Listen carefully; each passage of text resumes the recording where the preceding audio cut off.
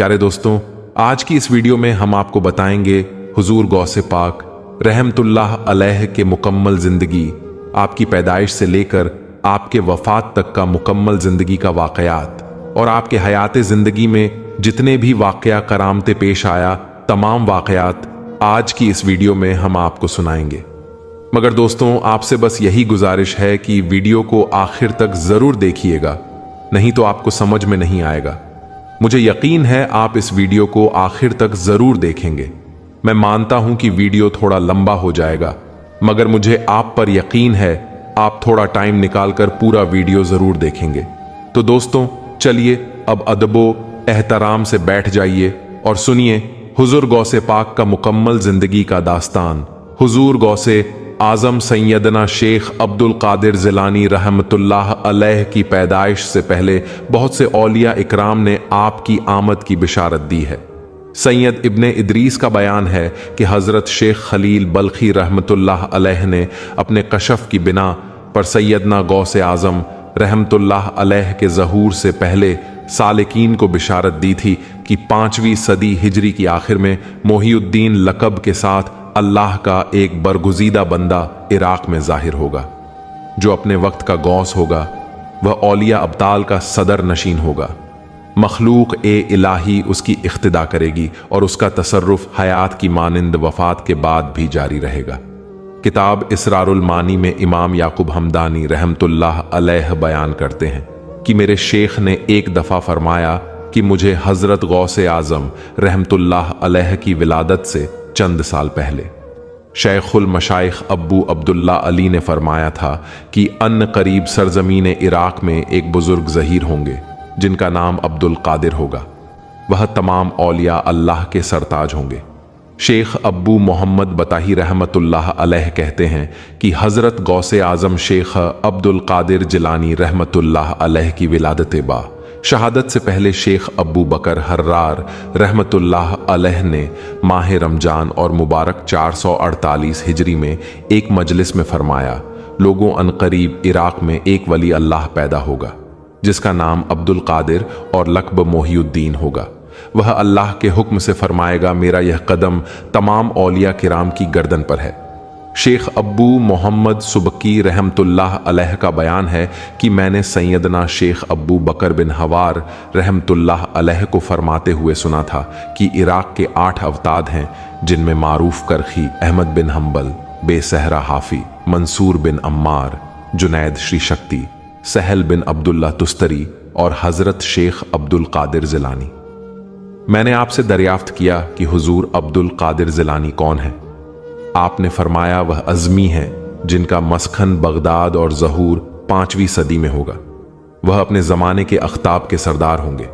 शेख मंसूर बताही रहमतुल्लाह ने एक दिन मजलिस में बैठे थे कि इसी दौरान आपने फरमाया, अनकरीब अब्दुल कादिर नामी एक शख्स जाहिर होगा जिसका मर्तबा औलिया इकराम में बहुत बुलंद होगा। उसकी वफ़ात इस हाल में होगी कि वह रूए ज़मीन पर अल्लाह और उसके रसूल के नज़दीक सबसे ज्यादा महबूब होगा। अगर कोई तुम में से उस वक्त तक जिंदा रहे तो हुर्मत को मनहुज़े खातिर रखकर उसकी जरूर ताजीम करना। शेख अब्बू अब्दुल्ला बिन अहमद रहमतुल्लाह अलैह 578 हिजरी में कोहे हाट पर बैठे थे। इसी दौरान आपने फरमाया कि सरजमीन ने अज़म में अन करीब एक लड़का पैदा होगा जो कसरते करामात के सबब तमाम आलम में मशहूर होगा। तमाम औलिया अल्लाह में उसको काबिलियत आमा वो तमा होगी। वह कहेगा कि मेरा यह कदम हर वली की गर्दन पर है। हज़रत शेख अकील मंजबी रहमतुल्लाह अलैह से लोगों ने दरियाफ्त किया कि इस वक्त का कुतुब कौन है आप।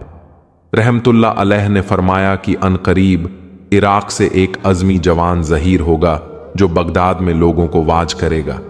वह कहेगा कि मेरा यह कदम हर वली अल्लाह की गर्दन पर है। औलिया अल्लाह अपनी गर्दनें उसके आगे झुका देंगे। अगर मैं उसके ज़माने में होता तो अपना सर उसके आगे झुका देता। जो उसकी करामत की तस्दीक करेगा अल्लाह ताला उसको नफ़ा देगा।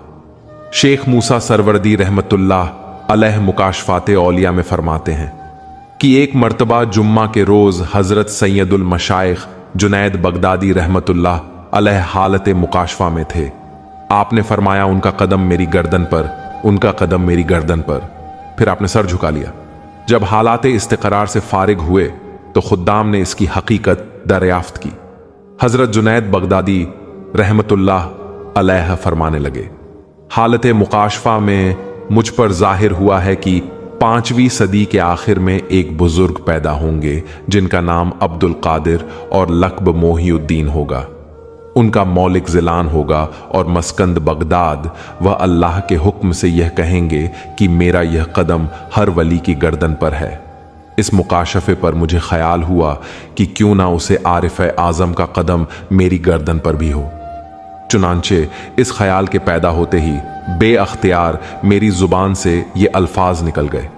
हज़रत शेख अब्बू मोहम्मद बताही रहमतुल्लाह अलैह फरमाते हैं कि हज़रत इमाम हसन अस्करी अलैहिस्सलाम ने वफ़ात के वक्त अपना सज्जादा एक मोतमिद बुज़ुर्ग के हवाले करके वसीयत फरमाई कि 5वीं सदी के आखिर में एक बुज़ुर्ग सैयद अब्दुल कादिर पैदा होंगे। यह सज्जादा उनके लिए है। उनके ज़हूर तक एक दूसरे से मुंतकिल होता हुआ उनके पास पहुंचना चाहिए। चुनांचे वह सज्जादा हज़रत गौसे आज़म शेख अब्दुल कादिर जिलानी रहमतुल्लाह अलैह के ज़हूर तक अमानतन मुंतकिल होता रहा। आखिरकार माह सवाल 497 हिजरी में एक आरिफ ने हज़रत की खिदमत में यह सज्जादा पेश किया।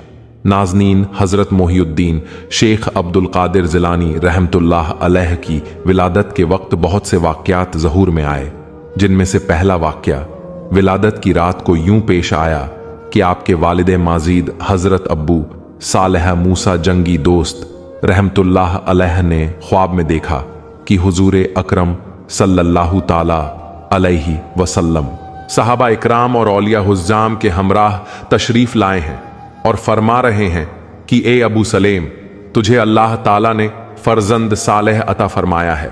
जो मेरी नस्ल से है वह मेरा और अल्लाह रब्बुल इज़्ज़त का महबूब है और औलियाओ अख्ताब में उसका मर्तबा बहुत बुलंद है। दूसरा वाक़या हकीकत में हैरत अंगेज है। वह यह कि आप रहमतुल्लाह अलैह की विलादत की रात तमाम सूबे जिलान में एक लड़की भी पैदा नहीं हुई। सब के सब लड़के ही पैदा हुए, जिनकी तादाद 1100 के करीब थी। फिर लुत्फ करम यह कि जितने लड़के उस रात पैदा हुए सब के सब वली कामिल निकले। यह भी आप रहमतुल्लाह अलैह की विलादत की करामत और बरकत थी। हुजूर गौसे आज़म रहमतुल्लाह अलैह की विलादत के बाद भी बहुत से हैरान कून, अजीबो गरीब और हैरत अंगेज वाक़यात पेश आए। विलादत के बाद सबसे पहला वाक़या यह पेश आया कि आप रहमतुल्लाह अलैह की वालिदाए माजदा फरमाती हैं कि जब मेरे यहाँ अब्दुल कादिर पैदा हुए तो रमज़ानुल मुबारक शुरू था। अब्दुल कादिर इस माह मुक़द्दस में मेरी छाती से कभी भी दिन के वक्त दूध नहीं पीते थे। इत्तेफाकन एक दफा बादलों के सबब रमजान और मुबारक के चांद में शुभा पड़ गया। कुर्बो जवार के चंद आदमियों ने मुझसे दरियाफ्त किया, सैयदा, क्या तुम्हें हिलाल की कोई सही इत्तला मिली है?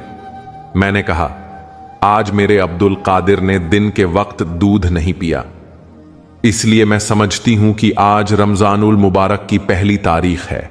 कुछ अरसे बाद मोतबर शहादतों से तस्दीक हो गई कि रमजान मुबारक का चांद उस दिन नजर आ गया था।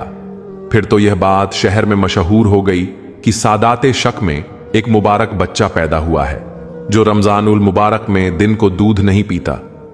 हुजूर गौसे आजम रहमतुल्लाह अलैह ने कसीदा गौसिया के एक शेर में इस वाक़े की तरफ यूं इशारा किया है, यानी मेरे इब्तिदाई हालत के जिक्र से तमाम आलमपुर है और मेरा गहवारे में रोजा रखना मशहूर है। प्यारे दोस्तों, हुजूर गौसे आजम रहमतुल्लाह अलैह ने अभी होश नहीं संभाला था कि अचानक आपके वालिद माजिद का इंतकाल हो गया। यूं आप रहमतुल्लाह अलैह बचपन में ही बाप के साए शफकत से महरूम हो गए, क्योंकि उस वक़्त आप रहमतुल्लाह अलैह के नाना सैयद अब्दुल्ला सोमोई रहमतुल्लाह अलैह जिंदा थे। इसलिए उन्होंने आप रहमतुल्लाह अलैह की परवरिश और तालीम और तरबियत की जिम्मेदारी उठा ली। हुजूर गौसे आज़म रहमतुल्लाह अलैह बच्चों के साथ बिल्कुल नहीं खेला करते थे। आप रहमतुल्लाह अलैह फरमाते हैं कि जब मैं बच्चों के साथ खेलने की कसरत करता तो गैब से एक कायल को यह कहते हुए सुनता, ए खुदा के बरकत दिए हुए मेरी तरफ आ, मैंने तुझे अपने लिए पैदा किया है। लाह और लाभ के लिए पैदा नहीं किया। मैं यह आवाज सुनकर डर जाता और भागकर अपनी मां की गोद में जा बैठता। हजरत शेख अब्दुल कादिर जिलानी रहमतुल्लाह अलैह 10 साल की उम्र में अपने शहर के मकतब के अंदर पढ़ने जाया करते थे। जब आप रहमतुल्लाह अलैह से दरियाफ्त किया गया कि आपको अपने वली होने का इल्म कब हुआ, तो आप रहमतुल्लाह अलैह ने बताया कि जब मैं 10 साल का था तो अपने शहर के मकतब में पढ़ने जाया करता था। रास्ते में मलाइका मेरे पीछे पीछे चलते दिखाई देते थे। जब मैं मदरसा से पहुंचता तो उनको बार बार ये कहते हुए सुनता कि अल्लाह के वली को बैठने के लिए जगह दो, अल्लाह के वली को बैठने के लिए जगह दो। जब सरकार गौसे आजम रहमतुल्लाह अलैह की उम्र मुबारक 18 साल की हुई तो आप रहमतुल्लाह अलैह ने तहसीले इल्म के लिए बगदाद जाने का इरादा किया। इसकी वजह आप रहमतुल्लाह अलैह ने खुद यूं बयान फरमाई है कि आवाइल उम्र में एक दफा मैं अरफा के दिन शहर से बाहर निकला। इत्तेफाकन रास्ते में किसी जमींदार का बैल चला जा रहा था। मैं उसके पीछे पीछे हो लिया। बैल ने मुड़कर मेरी तरफ देखा और मुझे मुखातिब करके कहने लगा, ए अब्दुल कादिर, तू इस वास्ते पैदा नहीं किया गया और न ही तुझे इसका हुक्म दिया गया है। यह सुनकर मेरे दिल में मोहब्बत इलाही के जज्बे और जोश को शौक ने जोश मारा।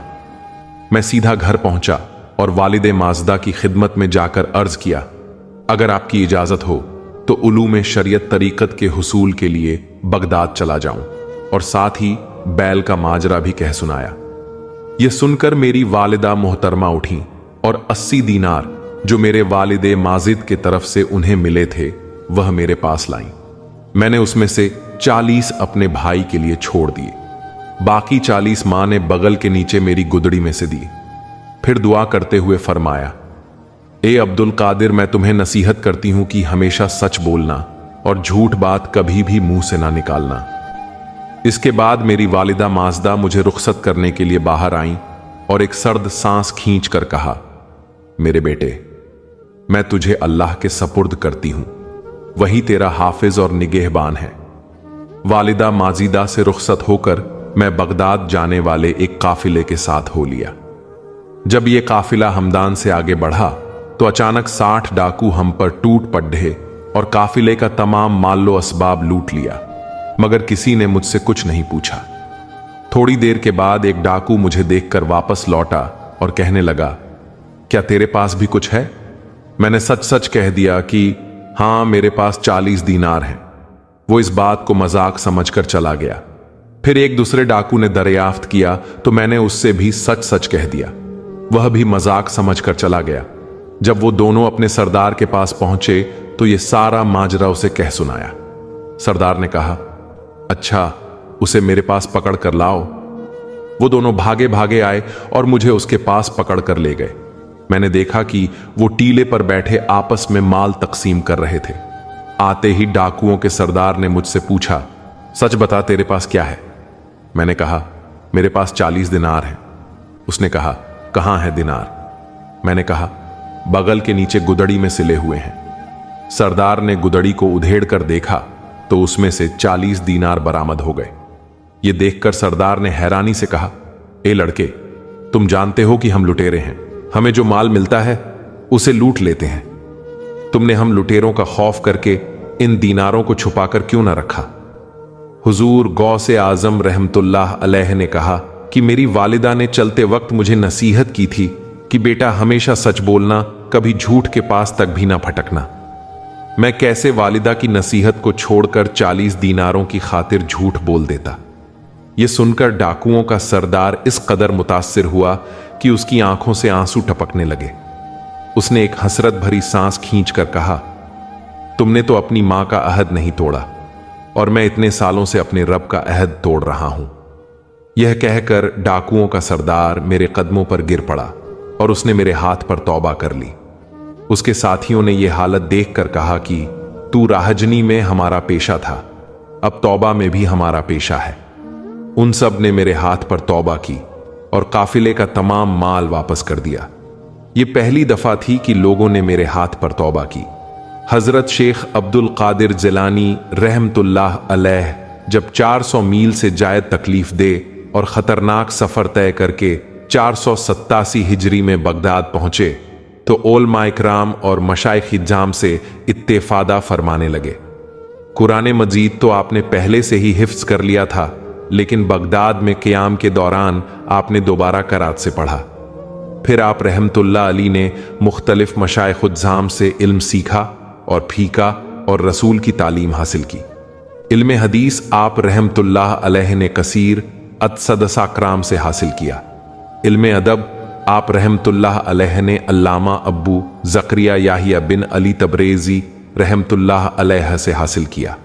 अल्लामा तबरेज़ी बड़े पाई के अदीब थे। बगदाद के मदरसा निज़ामिया में इल्म अदब के मुदर्रिस आला थे और बहुत सी किताबों के मुसन्निफ थे। बगदाद में तहसील उलूम के दौरान आप रहमतुल्लाह अलैह को किस्म किस्म की तकलीफ, मसायब और तरह तरह की आफतों बलिया का सामना करना पड़ा। वालिदा ने जो 40 दीनार दिए थे वो तो गालिबन रास्ते में ही सर्फ हो गए थे। सरकार गौसे आजम रहमतुल्लाह अलैह फरमाते हैं कि जब मैं बगदाद पहुंचा तो वहां 20 रोज तक मुझे ना तो कोई खाने की चीज मिली और ना ही कोई मुबाशे हाथ लगी। भूख से तंग आकर मैं इबाने किसरा के वीराने की तरफ निकला ताकि कोई चीज दस्तयाब हो, मगर जब मैं वहां पहुंचा तो अपनी तरह 77 औलिया को पेट के लिए मुबाहा की तलाश में फिरते पाया। मैंने दिल में ख्याल किया कि इनमें मुजाहिन होना बिल्कुल खिलाफ मुरव्वत है, इसलिए मैं बगदाद की तरफ लौट आया। रास्ते में मुझे अपने वतन का एक शख्स मिला जिसको मैं अच्छी तरह पहचानता नहीं था। उसने मुझे सोने का एक टुकड़ा दिया और कहा कि यह तेरी वालिदा ने तेरे वास्ते भेजा है। मैं उसे लेकर फौरन वीराने की तरफ वापस किया। उसमें से थोड़ा सा अपने वास्ते रखकर बाकी सब उन 70 वलियों में जो मेरी तरह कुव्वते ला या मुझ तलाश कर रहे थे तकसीम कर दिया। उन्होंने मुझसे पूछा, ये कहां से लाए हो? मैंने कहा, यह मेरी वालिदा ने मेरे लिए भेजा है। मैंने यह नामुनासिब समझा कि मैं अपने इस हिस्से से आप लोगों को महरूम रखूं। फिर मैं बगदाद लौट आया और बाकी 12 ज़र से खाना खरीदा और फुकरा को आवाज दी। चुनांचे हम सब ने मिलकर खाना खाया। शेख अब्दुल्ला सलमी का बयान है कि मैंने हजरत शेख अब्दुल कादिर जिलानी रहमतुल्लाह अलैह से सुना है। वो फरमाते थे कि एक दफा मुझे कई रोज तक खाना न मिला। इत्तेफाक से मैं मोहल्ला कटिया शर्किया में चला गया। वहां एक शख्स ने एक मलफूज कागज मेरे हाथ में दिया। मैं उसे लेकर एक बकाल की दुकान पर आया और उसके एवज मैदा की रोटी और खबीज लेकर अपनी उस सुनसान मस्जिद में गया जहां मैं तन्हा बैठकर अपने अशबाग को दोहराया करता था। उस खाने को मैंने अपने सामने रख लिया और सोचने लगा कि खाऊं या ना खाऊं। इतने में एक मलफूज कागज पर मेरी नजर पड़ी जो दीवार के साए में पड़ा हुआ था। मैंने उस कागज को उठा लिया। क्या देखता हूं कि उसमें लिखा हुआ है कि अल्लाह ताला ने कुतुब साबका में से किसी एक किताब में फरमाया है कि खुदा के शेरों को लज्जत और ख्वाहिशात से क्या सरोकार। ख्वाहिश और लज्जत तो सिर्फ ज़ईफ और कमज़ोर लोगों के लिए है ताकि वो उनके ज़रिए से इताअत इबादत इलाही पर कादिर हों। ये पढ़ते ही मेरे बदन के रोंगटे खड़े हो गए, जिस्म पर लर्जा तारी हो गया। खैसियत इलाही से हर ऊर्ज थर थर कांपने लग गया। मैंने फौरन रुमाल लपेटा, रोटी को वहीं छोड़ अलग होकर मस्जिद के एक कोने में 2 रकात नमाज अदा की और वहां से चला आया। इसी तरह अब्बूबकर तमीमी का बयान है कि मैंने हजरत शेख अब्दुल कादिर जिलानी रहमतुल्लाह अलैह से सुना है। वह फरमाते थे कि एक दफा बगदाद में कहत पड़ा जिसकी वजह से मुझे निहायत तंगदस्ती और मसायब का सामना करना पड़ा। कई रोज तक मैंने खाना नहीं खाया, मगर गिरी पड़ी चीज तलाश करके खा लेता था और उसी पर गुजारा करता था। एक रोज भूख की शिद्दत और बेताबी की वजह से मैं दरिया ए दजला की तरफ दौड़ता हुआ चला गया ताकि कहूं कि पत्ते या सब्जी वगैरह जो कुछ मिले खा लूं, मगर मैं जहां भी जाता वहां पहले ही लोग मौजूद होते। अगर कोई चीज मिलती भी तो उसे पर फुकरा का हुजूम होता। मैं उनसे मुजाहिमत करना पसंद न करता। आखिर मैं शहर में लौट आया, मगर यहां भी मुझे कोई गिरी पड़ी चीज दस्तयाब ना हुई। बस भूख से बेचैन गली कूचों में कुवैते ला यमुत के लिए मारा मारा फिरता रहा। आखिर फिरते फिरते रेहानीन मस्जिद के करीब पहुंचा तो उस वक्त भूख से बिल्कुल बेताब हो गया। दिमाग चकराने लग गया, होशो हवास गुम होने लगी, बेहोशी तारी हो गई, आंखों के आगे अंधेरा छा गया। इसी परेशानी के आलम में दौड़कर मस्जिद के कोने में जा बैठा। इसी असना में एक अज़मी जवान मस्जिद में नान और भुना हुआ गोश्त लेकर आया और खाने लगा। गाल बाएं भूख की वजह से मेरी यह कैफियत थी कि जब वो खाने के लिए लुकमा उठाता तो बेइख्तियार मैं अपना मुंह खोल देता। हत्ता कि मैंने अपने नफ्स को इस नाजेबा हरकत पर मलामत की और कहा, ए नफ्स भरोसा और तवक्कुल भी आखिर कोई शय है? इतनी बेसब्री के क्या माने। इतने में अचानक उस अज़मी जवान की नजर मुझ पर पड़ी। मुझे देखते ही उसने कहा, भाई आए बिस्मिल्लाह करें। मैंने इनकार कर दिया, लेकिन उसके बेहद इसरार ने मुझे खाने पर मजबूर कर दिया। अभी मैंने थोड़ा सा ही खाया था कि वो मुझसे मेरे हालत दरियाफ्त करने लगा कि क्या आप कौन हैं और कहां के बाशिंदे हैं और क्या मशवरा रखते हैं। मैंने कहा, मैं जिलान का रहने वाला हूं, इल्म फिकाह पढ़ता हूं।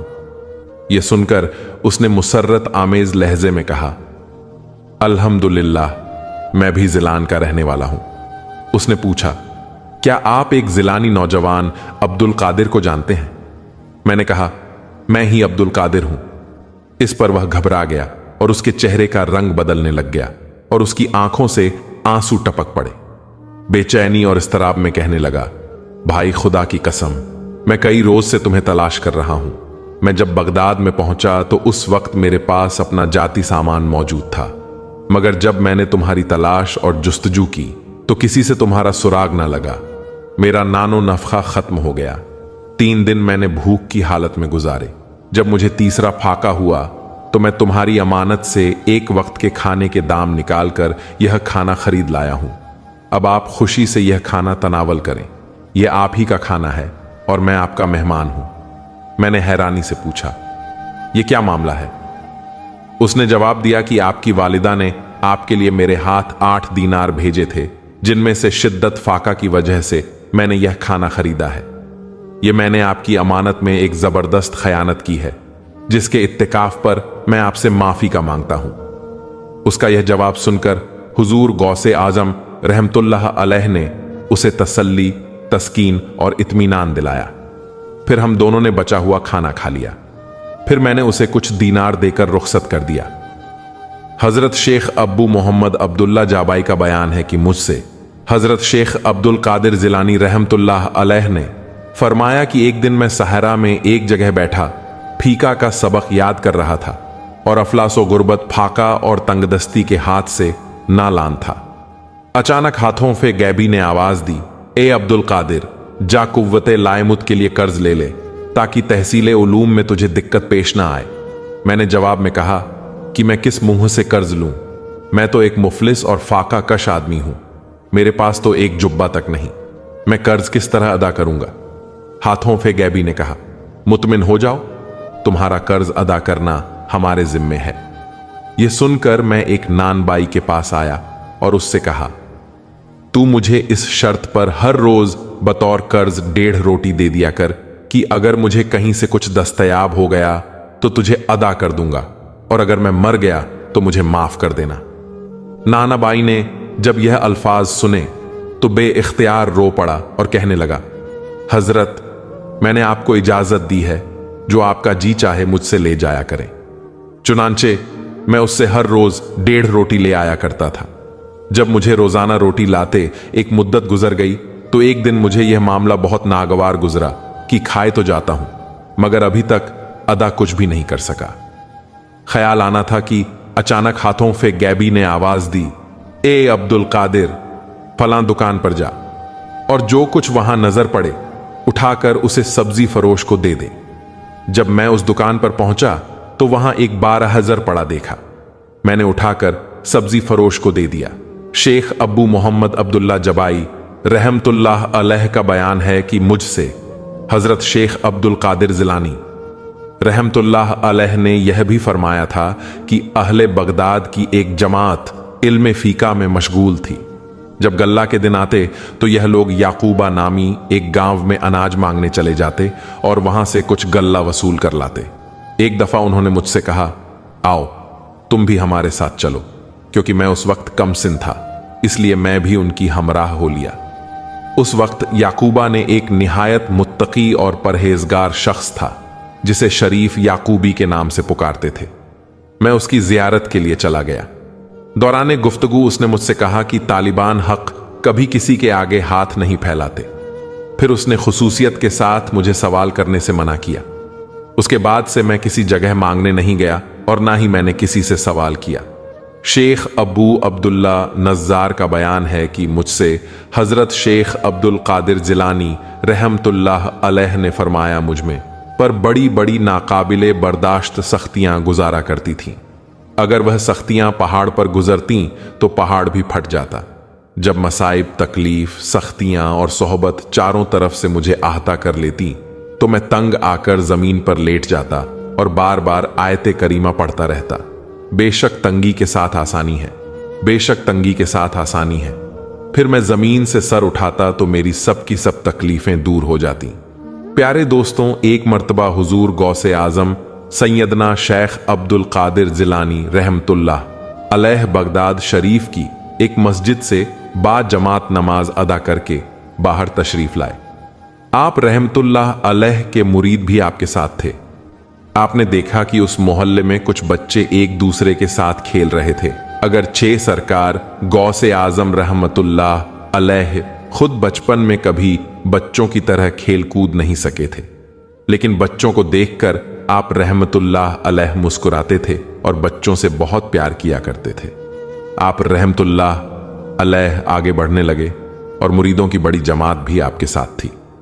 अभी हुजूर गौसे आजम सैयदना शेख अब्दुल कादिर जिलानी रहमतुल्लाह अलैह ज्यादा दूर नहीं गए थे कि उन बच्चों ने एक दूसरे के कान में कुछ बोलना शुरू कर दिया और वो इशारे में बातें करने लगे। बच्चों ने आपस में मशवरा किया कि उस जमात में जो सबसे नुमायां और नूरानी चमकते हुए चेहरे वाले बुजुर्ग जो सबसे आगे चल रहे हैं, उनसे हमें कुछ फरमाइश करनी चाहिए। इन बच्चों में से चंद बच्चों ने डर से कहा कि यह बुजुर्ग हमें डांटेंगे, लेकिन इनमें से कुछ समझदार बच्चे हुजूर गौसे आजम रहमतुल्लाह अलैह की जाते गिरामी से अच्छी तरह वाकिफ थे। उन्होंने कहा कि हम इस बुजुर्ग को अच्छी तरह जानते हैं, ये बहुत अच्छे और नेक इंसान हैं। चलो इनसे कुछ फरमाइश करते हैं और फिर देखेंगे कि वह क्या करते हैं। तमाम बच्चों ने आपस में मशवरा किया कि हम इनसे अपनी मनपसंद की चीजों में से एक चीज मंगवाते हैं जो बहुत मीठी और बहुत लजीज हो। फिर सबकी मुत्ताफिका राय से उनमें से एक बच्चा सरकार गौसे आजम रहमतुल्लाह अलैह के पास आया और कहने लगा, हुजूरे वाला मेरी बात सुनिए। हुजूर गौसे आजम रहमतुल्लाह अलैह ने उस बच्चे से बहुत प्यार किया और शफकत से उसके सर पर हाथ रखकर फरमाया, ए फरजंद, तुम जो बात भी कहना चाहते हो बिला झिझक कहो। उस बच्चे ने कहा कि मेरा दिल कर रहा है कि मैं आपसे कुछ मांगूं। सरकार गौसे आजम रहमतुल्लाह अलैह ने फरमाया कि कहो बेटा, तुम क्या चाहते हो। बच्चा कहने लगा कि क्या आप मुझे उस फलां जलेबी वाले से जलेबी लाकर दे सकते हैं? मेरा जलेबी खाने का बहुत दिल कर रहा है। मैं चला जाता, लेकिन खेल में मेरी बारी आने वाली है। जब तक मैं जलेबी लेकर वहां आऊंगा तो मेरी बारी चली जाएगी। हुजूर गौसे आजम रहमतुल्लाह अलैह बगदाद के सबसे बड़े वली थे। आपके खिदमत में आपके नौकर बनने के लिए लोग जान की बाजी लगाने को तैयार रहते थे। इधर वह बच्चे आप रहमतुल्लाह अलैह के रुतबे को भी देख रहे थे और यह भी देख रहे थे कि आप रहमतुल्लाह अलैह कौन सी शख्सियत हैं। लेकिन फिर भी इतने सारे लोगों को छोड़कर आपसे वह बच्चा कहने लगा कि हजरत, मुझे आप जलेबी लाकर दे दें। आप रहमतुल्लाह ने फरमाया कि ठीक है, मैं लाकर दे देता हूं। यह मंजर देखकर सरकार गौसे आजम रहमतुल्लाह अलैह का एक मुरीद आपके पास आया और कहने लगा, हजरत, आप क्यों इस बच्चों की बातों पर तवज्जो दे रहे हैं? आप क्यों इस बच्चे की फरमाइश पर जलेबी ला रहे हैं? हजरत, आप पर मेरी जान कुर्बान हो, मैं इस बच्चे को जलेबी लाकर दे देता हूं। हुजूर गौसे आजम सैयदना शेख अब्दुल कादिर जिलानी रहमतुल्लाह अलैह ने उसे अपने हाथ के इशारे से मना फरमा दिया और फरमाया, कि इसने मुझसे कहा है तो मैं इसकी ख्वाहिश को पूरा करूंगा। फिर आप रहमतुल्लाह अलैह उस जलेबी वाले के पास तशरीफ ले गए। वह जलेबी वाला कुछ देर पहले उदास बैठा हुआ था। आप रहमतुल्लाह अलैह उसकी दुकान में तशरीफ ले गए तो वह खुशी से झूम उठा। फिर हुजूर गौसे आजम रहमतुल्लाह अलैह ने उसे जलेबी वाले से जलेबी खरीद ली। उसने भी खुशी खुशी आप रहमतुल्लाह अलैह के हाथों में जलेबी थमा दी। वह आदमी तकरीबन 70 साल का था और इस बुढ़ापे में भी वह काम करने पर मजबूर था। उसकी आंखों में आप रहमतुल्लाह अलैह को देखकर आंसू आ गए। उसने रोते हुए कहा कि अल्लाह का लाख लाख शुक्र है कि उसने मेरी दुआ सुन ली कि आप रहमतुल्लाह अलैह की मेरी दुकान में कदम लगे हैं। मैं तो कई दिनों से आपके इंतजार में था। मैं जानता था कि आप जरूर आएंगे सरकार गौसे आजम। रहमतुल्लाह अलैह ने फरमाया कि तुम्हें कैसे पता था? वह शख्स कहने लगा कि हजरत अरसा हुआ है, कई महीनों से मेरा कारोबार नहीं चल रहा और मेरा कारोबार दिन ब दिन ठप होता जा रहा है। मेरे घर में फाका तक की नौबत आ गई है। मुझे अपनी फिक्र नहीं थी, लेकिन अपने छोटे छोटे बच्चों की फिक्र थी। इस बुढ़ापे में अल्लाह ताला ने औलाद तो दी है, लेकिन उनको पालने का कोई बंदोबस्त नहीं कर पा रहा था। मैंने अपनी इस परेशानी का जिक्र किसी से किया तो उसने कहा कि इराक के एक शहर में चले जाओ, वहां पर कोई एक फकीर है, उससे दुआ करवाओ। वह जिसके लिए भी दुआ करते हैं उसका काम बन जाता है। मैं इतना परेशान था कि उस आदमी के कहने पर उस फकीर से मिलने चला गया। उसको तलाश करके मैंने उससे कहा कि तुम मेरे लिए दुआ करो ताकि मेरे कारोबार में तरक्की हो जाए, मेरे रिस्क में बरकत हो जाए और तंगदस्ती दूर हो जाए, ताकि मैं बीवी बच्चों का पेट पाल सकूं। वह फकीर मुझे देखकर कहने लगा, क्या तुम पीराने पीर अब्दुल कादिर जिलानी हुजूर गौसे आजम दस्तगीर रहमतुल्लाह अलैह को नहीं जानते? मैंने कहा, हजरत मैं नहीं जानता। फकीर कहने लगा, हैरत है, तुम यह बात नहीं जानते। तुम्हें यह मालूम नहीं कि वो वलियों के सरदार हैं। मैं तो बहुत छोटा फकीर हूं और मेरी दुआओं में इतना असर नहीं है, लेकिन सर MP कारे बगदाद हुजूर गौसे आजम रहमतुल्लाह अलैह जिसके लिए भी दुआ कर दे उसका बेड़ा पार हो जाता है। जब इस दौर में हुजूर गौसे पाक रहमतुल्लाह अलैह खुद हमारे दरमियान मौजूद हैं, तो फिर हुजूर के होते हुए हमारा क्या मकाम होगा? उनकी दुआ के आगे हमारी दुआ कुछ भी नहीं है। मैंने कहा, अगर यह बात है कि आपसे बड़ा भी कोई बुजुर्ग है तो मुझे बताएं कि हुजूर गौसे पाक रहमतुल्लाह अलैह मुझे कहां मिलेंगे और मैं उनसे मिलने के लिए कहां जाऊं? वह बुजुर्ग कहने लगा कि वह जिलान में है, तुम उधर ही जाओ, वहां आपको वालियों के सरदार मिल जाएंगे। और हमारी क्या जुर्रत की आपके लिए दुआ करें? आप रहमतुल्लाह अलैह जिसके लिए भी दुआ फरमाते हैं तो उसका बेड़ा पार हो जाता है और उसको कहीं और जाने की जरूरत ही नहीं होती। जलेबी बेचने वाला कहने लगा कि जब उस फकीर ने मुझे यह बात कही तो मैं फौरन बगदाद शरीफ में आ गया और यहां पर मैंने आपकी तलाश शुरू कर दी। आज देखिए कि आप रहमतुल्लाह अलैह खुद ब खुद चलकर मेरी दुकान पर तशरीफ लाए हैं। अब देखिए आपके आने से कैसा नूर आ गया है। वो जलेबी बेचने वाला गरीब शख्स आंखों में आंसू लिए कहने लगा, हुजूर मेरे हक में दुआ फरमाए, अल्लाह पाक मेरी जिंदगी को आसान फरमा दे। मुझे अपनी बीवी बच्चों की बहुत फिक्र है। यह सुनकर हुजूर गौसे आजम सैयदना शेख अब्दुल कादिर जिलानी रहमतुल्लाह अलैह ने फरमाया, परेशान होने की कोई बात नहीं, अल्लाह ताला तुम्हारे तमाम मामलात ठीक फरमा देगा। यह कहकर आप रहमतुल्लाह अलैह वहां से तशरीफ ले गए। उस बच्चे के पास आए और उसके हाथ में जलेबी दे दी। अभी सरकार गौसे आजम रहमतुल्लाह अलैह वहां से जाने वाले थे कि एक दूसरा बच्चा आ गया।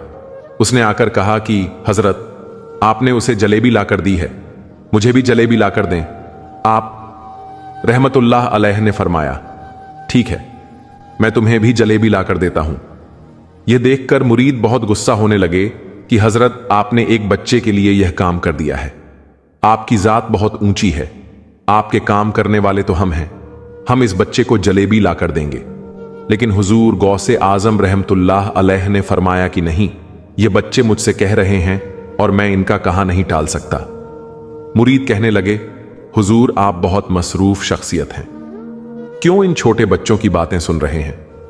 हुजूर गौसे आजम रहमतुल्लाह अलैह ने हाथ के इशारे से उन्हें रोका और फरमाया, अल्लाह ताला ने हमें जिस काम के लिए चुना है बस हम वही काम कर रहे हैं। तुम लोग अल्लाह ताला की हिकमत को नहीं समझ रहे। फिर जितनी बार वह बच्चे आप रहमतुल्लाह अलैह को भेजते रहे, आप उनके लिए जलेबियां लाते रहे। हत्ता कि आखिरी बच्चे को भी आप रहमतुल्लाह अलैह ने जलेबी लाकर दे दी और वह मजे से जलेबी खाने लगे। जलेबी खाने के बाद बच्चे आप रहमतुल्लाह अलैह को दुआएं करने लगे और कहने लगे, आप बहुत अच्छे इंसान हैं। हमने जिस तरह आपके बारे में सुना था आप उससे भी ज्यादा अच्छे हैं। जितना हमने सुन रखा था आप उतने ही ज्यादा सखी हैं। हम आपसे बहुत ज्यादा खुश हैं। हुजूर गौसे आजम रहमतुल्लाह अलैह ये सुनकर मुस्कुरा दिए। बच्चों की खुशी देखकर आप रहमतुल्लाह अलैह को दिल्ली इत्मीनान मिला। अब नमाज का वक्त हो रहा था। आप रहमतुल्लाह अलैह ने मुरीदों से कहा कि चलो नमाज पढ़ने के लिए मस्जिद में चलते हैं। फिर वह सब मिलकर मस्जिद में चले गए और अल्लाह ताला की इबादत में मसरूफ हो गए। कई दिन गुजर गए, लेकिन आप रहमतुल्लाह अलैह के मुरीद अभी तक इस सोच में थे, क्योंकि वह आपके शागिर्द थे और आपके हर अमल को देखते थे। अगर सरकार गौसे आजम रहमतुल्लाह अलैह को कुछ ऐसा अमल करते देखते जिसकी उन्हें समझ नहीं आती थी, तो उनके जहन में कई सवाल उठते थे। खुद हुजूर गौसे आजम रहमतुल्लाह अलैह यह बात जानते थे, लेकिन आपको पता था कि कुदरत की तरफ से उन्हें जवाब मिल जाएगा और खुद कुदरत की जानिब से उन्हें बता दिया जाएगा कि बच्चे अगर जलेबी की फरमाइश कर रहे थे और बार बार आप रहमतुल्लाह अलैह अगर जलेबी वाले के पास गए तो उसमें क्या हिकमत थी।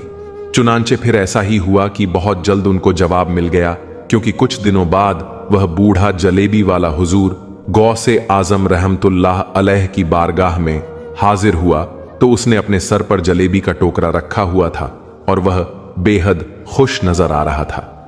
जलेबी वाला शख्स बारगाह गौसिया में पहुंचा और हुजूर गौसे आजम रहमतुल्लाह अलैह की खिदमत में जलेबी का टोकरा पेश करते हुए कहने लगा, हजरत, आपकी दुआ से मेरी बिगड़ी हुई बात बन गई है। सब मुरीद वहां पर बैठे थे। जलेबी वाले ने कहा कि जब मैंने आपसे दुआ की दरख्वास्त की थी कि आप मेरे लिए दुआ फरमाएं, तो आपने मेरे हक में दुआ फरमाई और कहा कि मेरे तमाम मामलात अल्लाह रब्बुल इज्जत ने बेहतर फरमा दिए हैं। तो उस दिन से मेरी दुकान में बरकत हो गई है। यकीन जानिए, इससे पहले दुकान में एक भी जलेबी खरीदने वाला नहीं आता था, लेकिन अब आप रहमतुल्लाह अलैह के आने की बरकत से मेरी दुकान से लोग खत्म ही नहीं होते। एक के बाद एक लोग मेरे पास से जलेबी खरीदते हैं और कहते हैं कि इस शहर में इससे ज्यादा लजीज जलेबी हमने पहले नहीं खाई थी। मेरे हाथ की बनाई हुई जलेबी के खाने को लोग दूर दूर से आते हैं और मेरे हाथ की जलेबी खाकर लोग बहुत खुश होते हैं।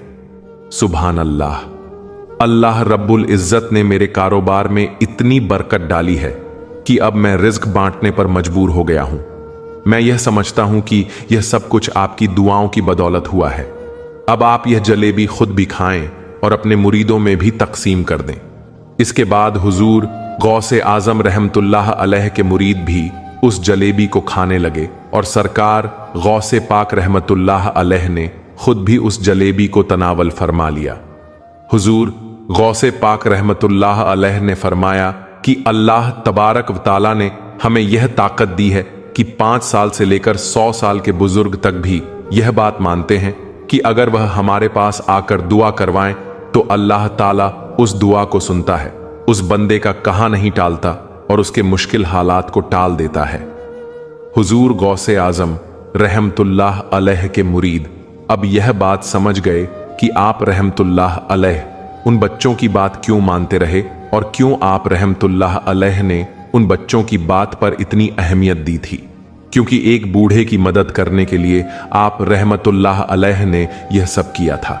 वसीला वह मासूम बच्चे बने, लेकिन अल्लाह रब्बुल इज्जत ने हुजूर गौसे पाक रहमतुल्लाह अलैह को बरकत की वजह से उसकी दुकान पर भेजा।